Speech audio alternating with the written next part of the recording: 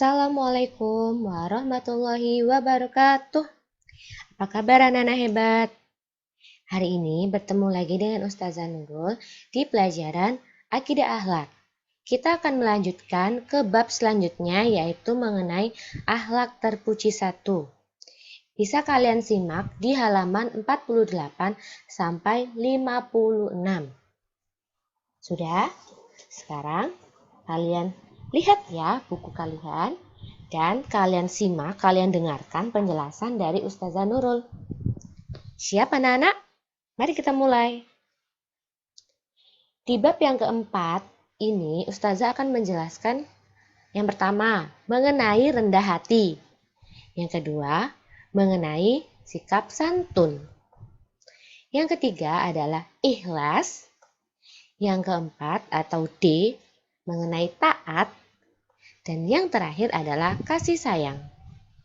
Kita akan membahas satu persatu ya anak-anak.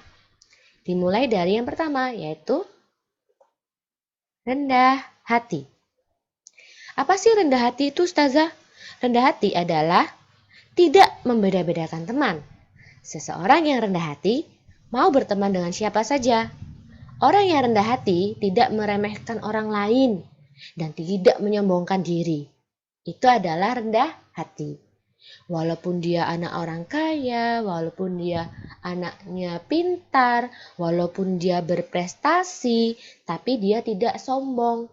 Tapi dia tetap ingin berteman dengan semua orang, tidak membeda-bedakan orang lain. Ngerti?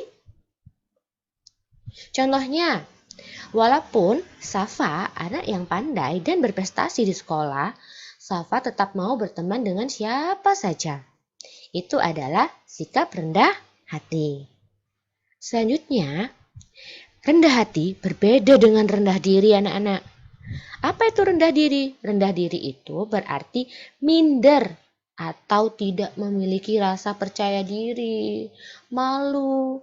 Ayo kamu bisa, tapi aku malu, aku tidak bisa. Itu adalah rendah diri. Contohnya, merasa malu atau minder karena tidak memiliki kemampuan yang sama dengan teman yang lain. Ayo kamu bisa perkalian, tapi kamu tidak percaya diri. Aku tidak bisa Bu Guru. Nah itu adalah sikap rendah diri. Sikap rendah diri harus kita hindari anak-anak. Kecuali kita merendahkan diri di hadapan Allah Subhanahu wa Ta'ala. Ya. Jadi rendah diri itu boleh kita miliki hanya saat kita merendahkan diri kita di hadapan Allah. Ya, anak-anak. Selanjutnya, kita akan melanjutkan ke B, yaitu santun. Ada yang tahu nggak santun itu apa? Nggak tahu ya? Ya sudah, kita lanjutkan ya. Santun berarti tahu akan adab-adab kesopanan.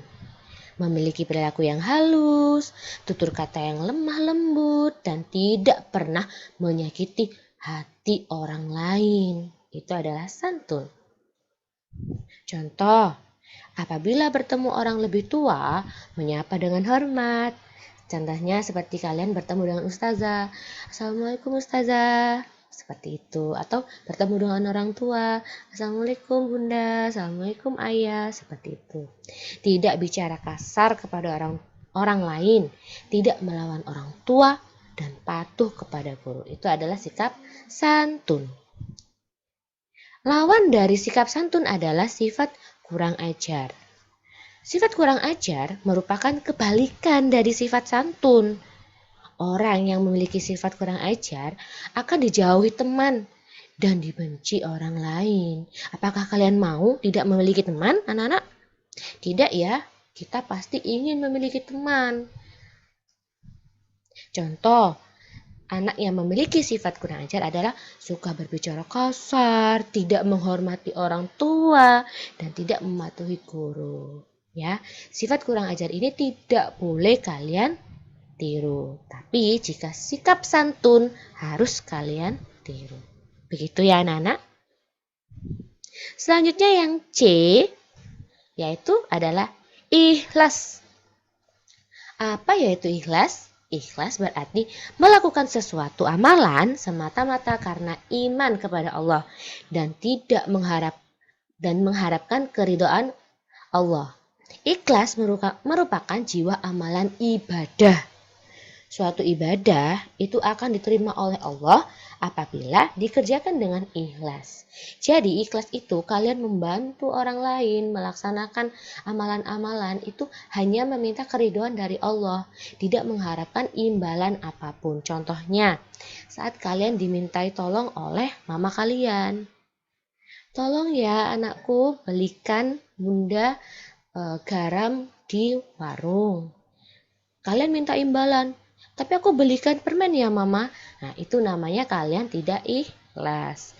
Jika kalian ikhlas, kalian langsung melaksanakan perintah dari mama itu. Nah tolong belikan garam. Iya ma, aku belikan. Langsung kalian berangkat dan langsung kalian belikan. Itu insya Allah kalian akan mendapatkan pahala. Apalagi kalian melaksanakannya dengan senang, dengan ikhlas. Tidak mengharapkan imbalan apapun dari mama. Begitu ya anak-anak. Selanjutnya adalah D. Taat.